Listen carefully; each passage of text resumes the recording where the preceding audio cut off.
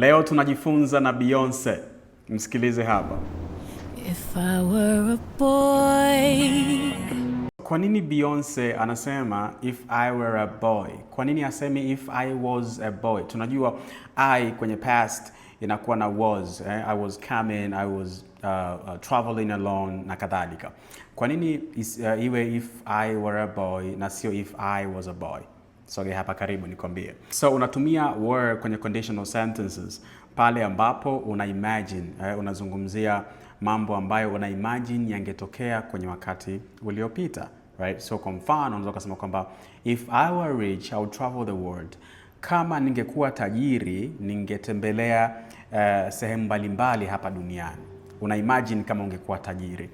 Lakini unatumia was pale ambapo unazungumzia possible past action. Kwa mfano, jana ulilewa, leo umeamka, hangover zimekata. Unakumbuka kama vile ulimwahidi bosi kazi, ulimwambia atume CV na vitu kama hivyo. Sawa.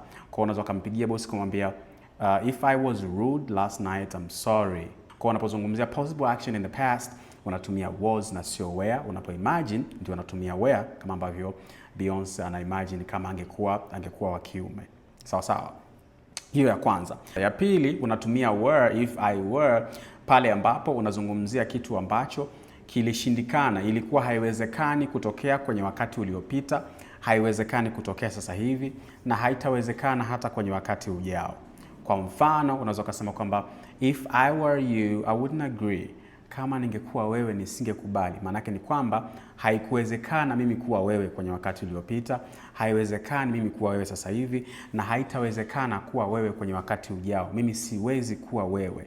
If I were a boy, kama huyu Beyonce angekuwa mvulana, maana yake ni kwamba kwenye past ilikuwa haiwezekani kuwa mvulana, haiwezekani kuwa mvulana sasa hivi na hata kwenye future haiwezekani kuwa mvulana. Right?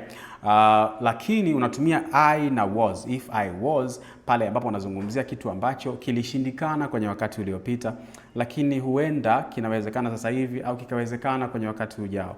Kwa mfano unasema kwamba if I was rich I would donate some money. Kama ningekuwa tajiri ningechangia kiasi cha fedha.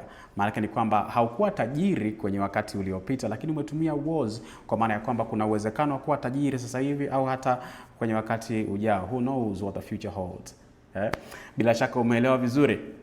Kama hujaelewa niulize hapo chini kwenye comment section. And this is your brother in English, Mtumba.